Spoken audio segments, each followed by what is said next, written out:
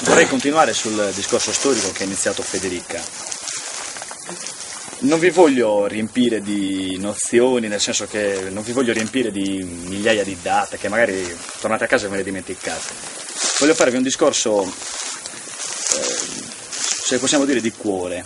Vi voglio far capire quanto nella storia, nel tempo, gli scanesi hanno amato queste montagne.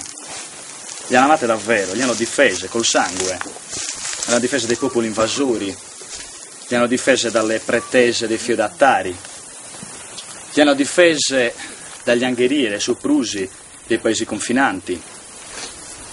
Quanto veramente quindi ci sia un legame profondo tra gli scanesi e questa montagna, e quanto gli scanesi siano veramente una popolazione a pieno titolo di montagna.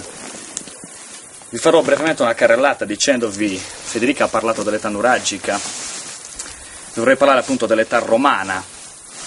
Queste montagne erano abitate dai famosissimi e celeberrimi Sardi Pelliti, quelli che opposero una fiera resistenza alla penetrazione romana, quelli che Tito Livio nel libro 23 della storia di Roma, a Burbe Condita, disprezza, e quelli che Cicerone chiama con vero disprezzo la trunculi mastruccati, ladruncoli con la mastrucca, cioè vestiti di pelli. E questo perché? Perché opposero una fiera resistenza alla penetrazione romana, non si piegarono mai al dominio romano.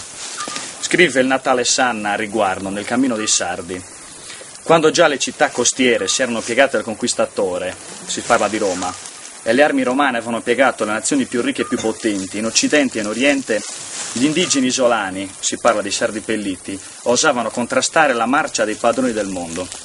Morivano a migliaia sui campi di battaglia e a migliaia venivano deportati come schiavi, ma i rimanenti erano sempre pronti a rialzare il capo e a scendere in battaglia. Questo era lo spirito veramente che contraddistingueva queste popolazioni, cioè il senso di fierezza, di appartenenza.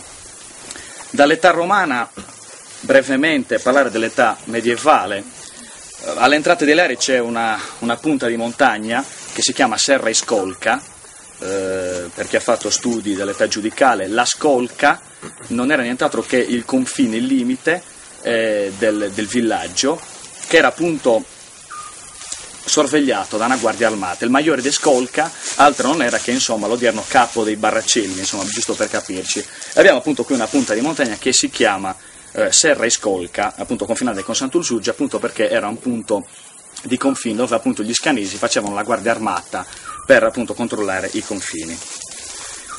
Ma veramente la cosa che più ci riempie di orgoglio come scanesi è questa.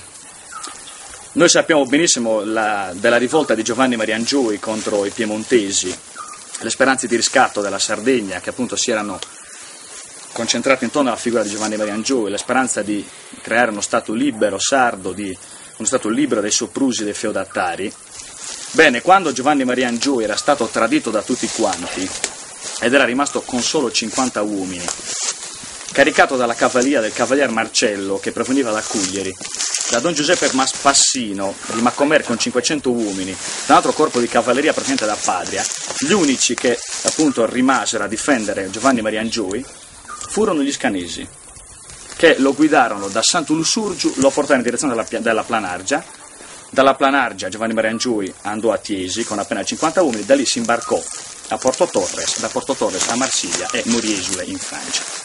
Questo appunto tra il 13 e il 14 giugno del 1796. Giovanni Maria Angioy appunto venne, ripeto, scortato e difeso dagli scanesi, mentre tutti quanti disertavano, la gran parte disertava. Per arrivare all'800, e dobbiamo dire questo, che neanche la sconfitta dei moti antifeudali, neanche la fine quindi della rivolta armata riuscì ad azzerare la volontà di protesta degli scanesi contro i soprusi dei conquistatori piemontesi. Veramente i consigli comunitativi che vennero istituiti nel 1771, il 24 settembre, con regio decreto da Carlo Emanuele III, il consiglio comunitativo di Scano Montiferro proprio si oppone con vibrate proteste ai soprusi. Veramente, allora, per farvi capire cosa voleva dire sopruso, allora le popolazioni avevano un reddito che veramente sfiorava il livello di sopravvivenza. In più c'erano questi feudatari che pretendevano delle tasse, delle gabelle che le popolazioni non potevano veramente sopportare. E infatti al riguardo abbiamo veramente vibrate proteste del Consiglio Comunitativo di Scano contro appunto queste contro appunto queste scelte ingiuste. Come appunto dice il Fara, erano veramente il primo grande storico della Sardegna, le popolazioni sarde erano vessate veramente da questi baronetti che spadroneggiavano nella Sardegna, non solo Ascano ma un po' tutta la Sardegna purtroppo. Detto questo,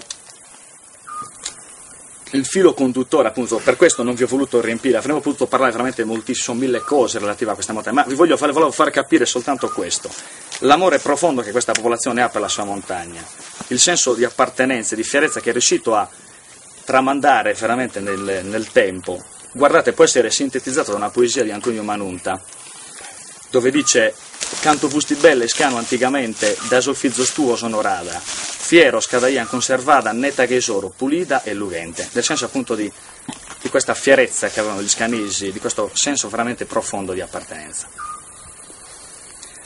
Detto questo, passerei appunto a Sos Contos.